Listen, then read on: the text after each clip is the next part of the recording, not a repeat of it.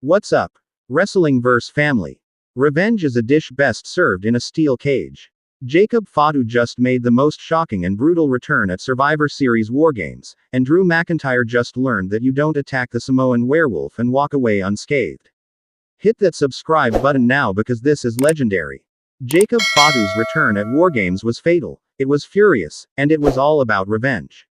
The Samoan werewolf came back with one mission: make Drew McIntyre pay for that vicious backstage attack. This wasn't just a return. This was retribution, and we're breaking down every incredible moment.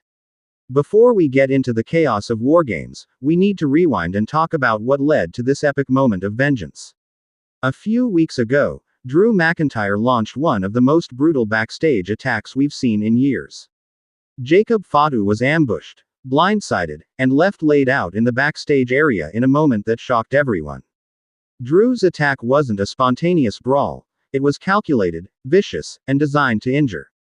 The Scottish warrior used everything available: steel chairs, equipment cases, even slamming Jacob into production trucks.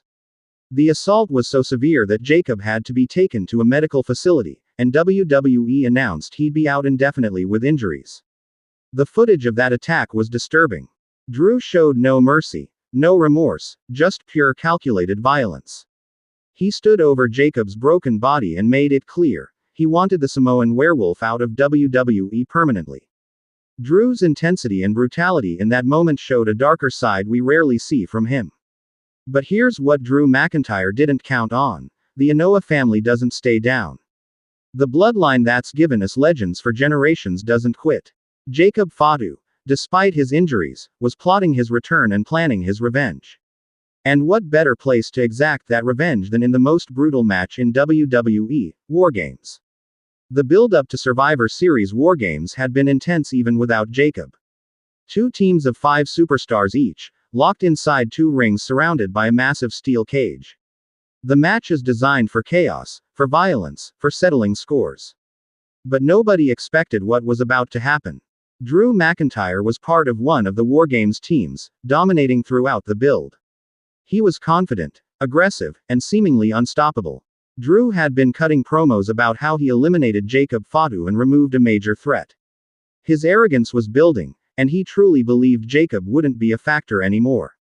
The night of Survivor Series arrived, and the Wargames match was absolute chaos from the start. Bodies flying everywhere, weapons being used, the double cage creating unique opportunities for destruction.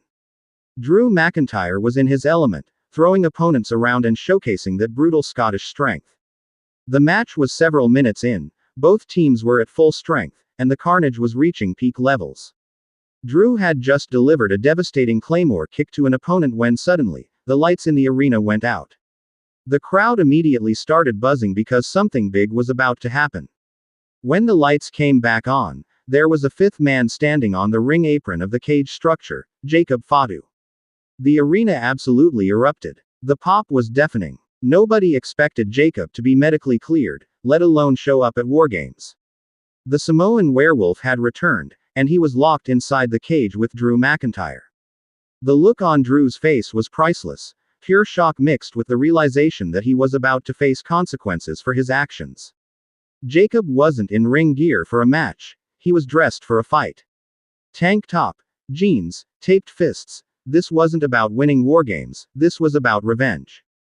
Jacob climbed into the cage, and his eyes locked immediately on Drew McIntyre. Everyone else in the match seemed to understand instinctively, this was between Jacob and Drew. The other competitors backed away, giving them space, because what was about to happen was personal. Drew, to his credit, didn't back down. He charged at Jacob, and these two powerhouses collided in the center of the ring with devastating force.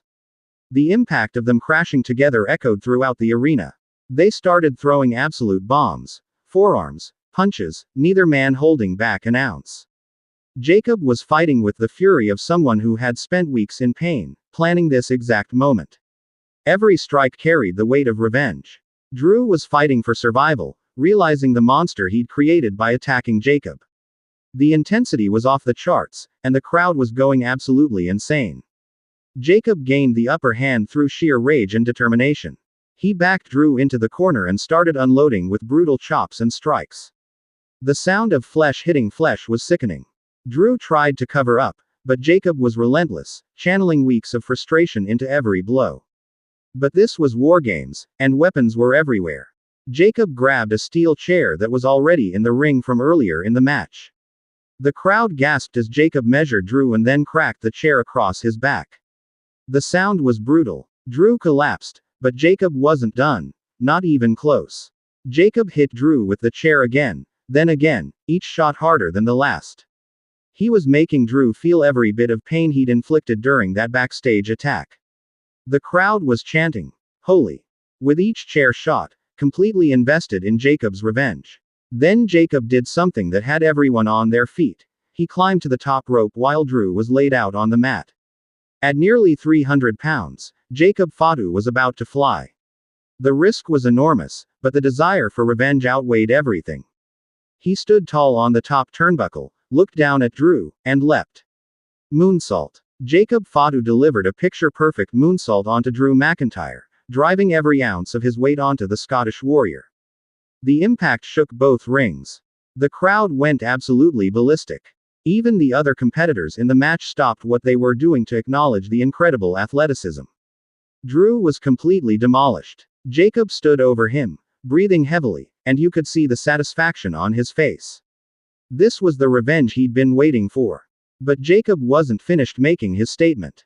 He grabbed Drew and set him up for his finishing move. Samoan Spike. Jacob drove his thumb into Drew's throat with the devastating move that's ended countless matches. Drew collapsed like he'd been shot, completely out. Jacob stood tall in the center of the Wargames cage, having gotten his revenge in the most emphatic way possible. The other competitors cautiously approached Jacob, unsure what he'd do next. But Jacob's mission was complete. He came for Drew McIntyre, he got his revenge, and now he was leaving. Jacob climbed out of the cage on his own terms, leaving Drew broken in the ring and the Wargames match in chaos. As Jacob walked up the ramp, he turned back one time to look at the carnage he'd created. Drew was being helped by officials inside the cage. The message was sent, received, and understood. You attack Jacob Fatu, you pay the price. The Samoan werewolf had his revenge. The match continued after Jacob left, but everyone was still buzzing about what just happened. Social media exploded immediately. Jacob Fatu was trending worldwide. Wrestling fans were losing their minds over the surprise return and the brutal revenge. The clips were going viral across all platforms. Let's analyze why this return was so perfectly executed. First, the surprise factor was absolutely crucial. Nobody expected Jacob to be cleared to return, especially not at Wargames. The shock of seeing him there created those genuine organic reactions that make wrestling special. Second, the setting was perfect. Wargames is already the most chaotic, violent match in WWE. Jacob returning in that environment made complete sense for the story. The cage trapped Drew with nowhere to run from Jacob's vengeance. The brutality fit the environment perfectly. Third, the revenge was satisfying. Jacob didn't just show up and get a quick win. He systematically dismantled Drew the same way Drew had attacked him. The chair shots, the devastating moves, the complete domination, it all felt earned and appropriate for the story being told. Fourth, Jacob's mission was clear and completed. He didn't stay in the match trying to help one team win. He came specifically for Drew, got his revenge, and left. That singular focus made the character work perfect and the storytelling crystal clear. From a storytelling perspective, this creates incredible follow-up opportunities. Drew McIntyre will undoubtedly want revenge for this embarrassment. Jacob proved he's back and better than ever. A full feud between these two would be absolutely money with both men hungry to one-up each other. The match possibilities are exciting. A sanctioned singles match where they can really go at it. A last man standing match where neither can hide. A street fight that mirrors that original backstage attack.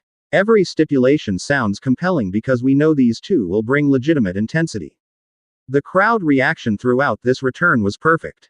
They were shocked at his appearance, thrilled during his revenge, and satisfied with the outcome. Wrestling fans love when justice is served and the good guy gets revenge. Jacob gave them exactly what they wanted. The athleticism Jacob displayed was remarkable considering he'd been injured. That moonsault at nearly 300 pounds after weeks away showed his incredible conditioning and dedication. He didn't come back rusty. He came back in peak form ready for revenge. Drew McIntyre's selling of the attack was excellent. He looked completely destroyed, giving weight and credibility to Jacob's revenge. Great wrestling requires both performers to commit, and Drew's selling made Jacob look like an absolute monster. The other performers in the match deserve credit too. They understood the story being told and didn't interfere with Jacob's revenge. They let the moment breathe and gave Jacob and Drew the spotlight. That professionalism enhanced the entire segment. From a business perspective, this return creates massive interest. Suddenly everyone wants to see what happens next between Jacob and Drew. Ratings will spike for their next confrontation. Merchandise featuring this rivalry will sell. Big returns drive business, and this one absolutely delivered. The viral potential of Jacob's moonsault is enormous. That clip will be shared everywhere, reaching people who don't even watch wrestling. Those spectacular moments create mainstream attention and draw new eyes to the product. Jacob just gave WWE perfect viral content. Championship implications could be added moving forward. If either man pursues titles while maintaining this rivalry, it adds another layer. But honestly, this feud doesn't need championships. The personal animosity is enough to make every match feel important. The Anoa'i family legacy adds gravitas too. Jacob representing that legendary bloodline, showing the toughness and resilience the family is known for. This return adds another chapter to the family's incredible wrestling history. Looking at future premium live events, this rivalry could headline anything. Royal Rumble, Chamber, even WrestleMania if built properly. The foundation is there for a months-long program with multiple matches and escalating stipulations. The respect factor between the performers is important. Both Jacob and Drew are professionals who understand psychology and storytelling. That mutual respect translates to better matches because both are working to make each other look good while telling the story. Training and rehabilitation for Jacob to return this quickly must have been intense. The dedication to healing properly while staying in shape shows tremendous professionalism. You can't fake that level of conditioning and performance. The unpredictability of when and how Jacob would get revenge kept fans engaged. Would it be a surprise attack? A formal challenge? The Wargames return exceeded expectations and delivered something nobody predicted. Historical context makes this special too. Wargames has hosted many legendary moments, and Jacob's revenge just added another. Years from now, this return will be part of Wargames highlight packages. Alright, Wrestling vs. Family, we need your thoughts. Was Jacob's revenge satisfying? What should happen next between him and Drew? What stipulation match do you want to see? Drop all your opinions in the comments below. If this breakdown captured the epicness of Jacob's return, smash that like button. Subscribe to Wrestling Verse for coverage of this rivalry as it develops. Turn on notifications so you don't miss any updates. Share this with wrestling fans who love great storytelling and spectacular returns. Jacob Fatu's revenge at Wargames is the kind of moment that defines careers. Thank you for watching. I'll see you in the next video where we continue covering all the incredible moments in WWE. Until next time, revenge is sweet. This is Wrestling Verse, and the Samoan werewolf got his revenge. Peace out.